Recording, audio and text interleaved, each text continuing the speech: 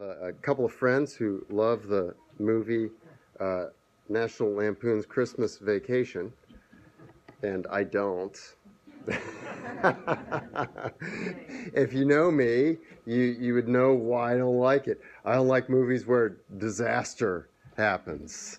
And Chevy Chase is disaster after disaster after disaster in that movie. Uh, we can have different memories of Christmas. For some of us, some Christmases in the past can have been things such as disaster, or maybe Christmas now for us is something as disaster, or maybe not as bad as disaster, but still something that brings up to us sadness or difficulty. The kidding about dysfunction in family and family gatherings at Christmas is proverbial, and that's not something everybody looks to. Maybe there's a bad event that happened around Christmas time, and so Christmas time brings up memories of that. On the blessing side, hopefully as you grew up, you got more than my father did. He got a basketball, period, every Christmas. Poor farm boy, that's what he got.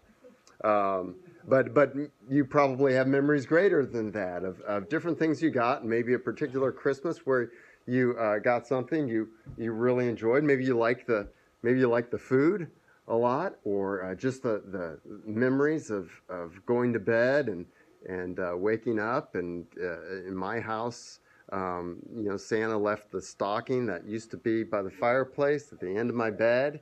And so I got to wake up at 4 a.m. and do my Planet of the Apes coloring book in the new neon crayons, jumbo size, that I had just gotten, while my brother slept about 4 feet away from me. Those were great drawings there in neon.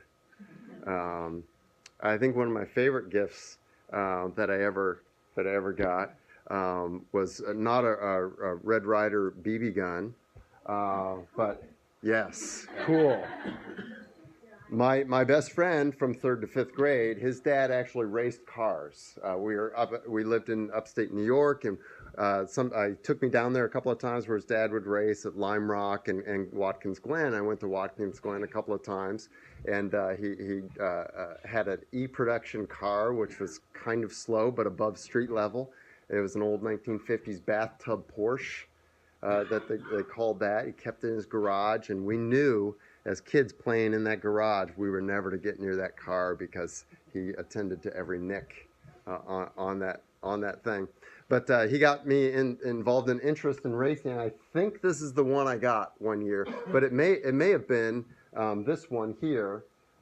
See how that's expanded there? That's a bigger one. Now my friend David, he had this and beyond. They had a whole ping pong table in their basement, just covered with track. There, and this is slot car racing, so you had little cars that had a little pin at the bottom, and it went through a slot, and it kept it on there, and you had a little gun that could cause the car to go fast. So very good memories for me.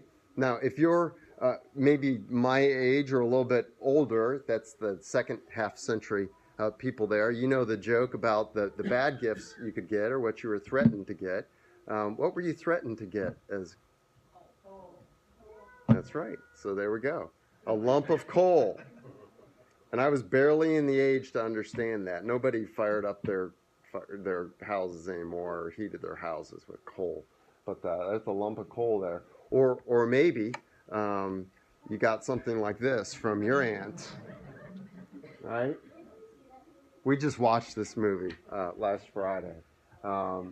Pretty fun stuff there.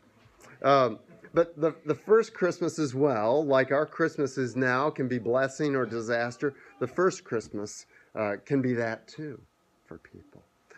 We read tonight about Immanuel, and that this child to be born, Jesus, was the Immanuel child. And Immanuel means God with us. But that wasn't pulled out of a hat. It comes from Isaiah the prophet in the Old Testament.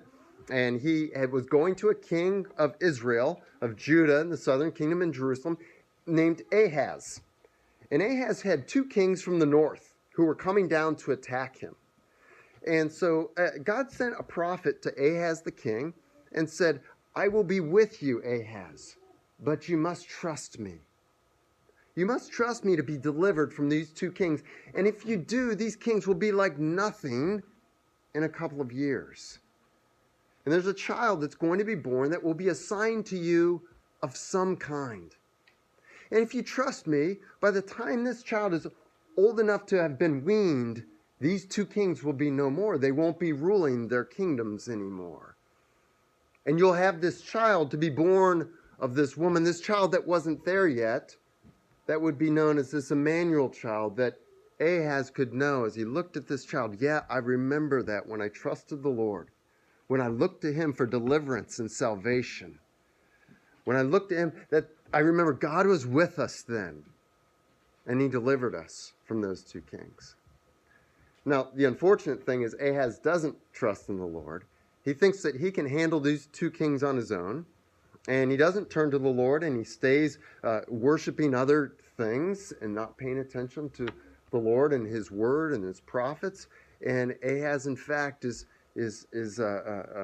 decimated by these two kings who have come from the north. So for him, this Immanuel child is no longer named Immanuel, but he's given a different name, dealing with the plunder that has happened upon his own people in his own land. And so this child becomes representative of his not trusting the Lord and having this opportunity for God to be with him, ending up being disaster because God was not with him because Ahaz didn't turn to the Lord. And so as we think about Christmas and we hear about this Immanuel child, Jesus, we think about this, that to every person from this first Christmas on, they have the opportunity to look to the Lord and say, deliver me. I'm not worthy of God's standard. I'm not worthy to be in heaven with God. But God is offering, through Jesus, to be with each person, to deliver anyone who will trust him, to deliver that person to be rescued from the disaster to come.